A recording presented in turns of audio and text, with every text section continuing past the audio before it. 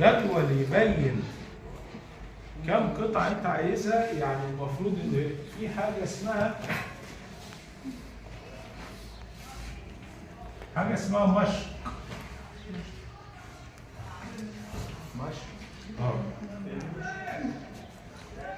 المشق عبارة عن توضيح للقطعة التشغيلية. يا بدر مش معقول اللي أنا محتاجها منك يا أستاذ. أنا شايفة منك جوه القطعة اللي أنا طالبها تعملها على المكنة موجودة في رسمة اسمها مشق. الرسمة دي عشان تبقى كاملة يا عمر لازم لها جدول يبقى على الجنب كده. اسمه جدول تنفيذ. الجدول ده بيعد لك القطع المطلوبة جوه الشغلة. يقول لك القطعة دي رقم 1 اسمها ايه؟ مثلا مسمار. القطعة رقم 2 صامولة. القطعة رقم 3 قاعدة. القطعة رقم 4 غطاء مثلا. فهو يا أستاذ فهو جوه الجدول ده بيعرفك الشغلانة اللي هنا بتتكون من ايه؟ طيب لو هي فيها مسامير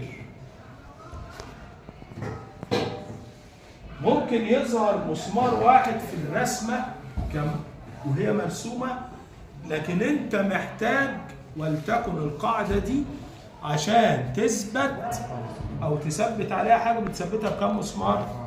ب4. يبقى اما يجي هنا يقول لك القطعة رقم 1 عبارة اسمها ايه؟ مسمار. عددها 4. يبقى انت تعرف انك انت وانت شغال هتعمل كم مسمار؟ 4. مين اللي قال لك؟ الرسم اللي هو المشق. ايه اللي قال لي؟ الجدول.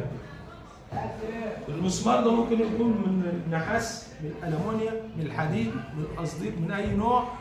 مين اللي يقول لي؟ الجدول. يقول لي تصنيعه منين؟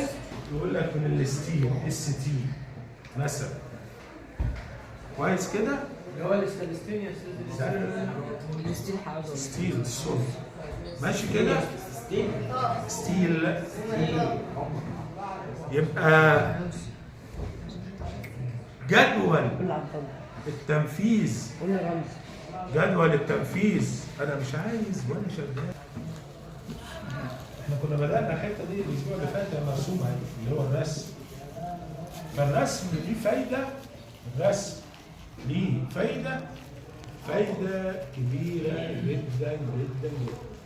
مش هتقف في ورشه تصنع اي حاجه الا لما تاخد النشر ده فيه اللي هو بنشرح. مفيش هتعمل اي شغلانه في ورشتك الا برسمه. الرسمه فيها ايه؟ قلنا فيها جدول بيبين ايه؟ عدد القطع ونوعها وتصنيعها والمواد المستخدمه. دي كده واحده. طب وبيبين ايه تاني؟ هي القطعه دي طولها كام؟ عرضها كام؟ ارتفاعها؟ فيها فراغات ايه؟ فيها ثقوب ايه؟ في حاجات هتخش في بعضيها؟ في حاجات هتتفك؟ في سوست هتتحط؟ كل ده من المشق. كل ده من اللي بيقولوا المشق.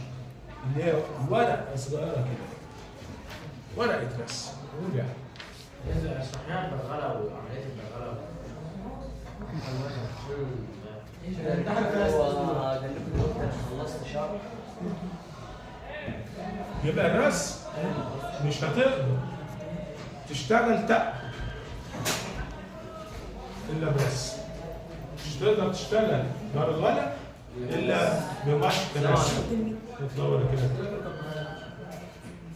مش هتقدر تشتغل تخويش الا برسم.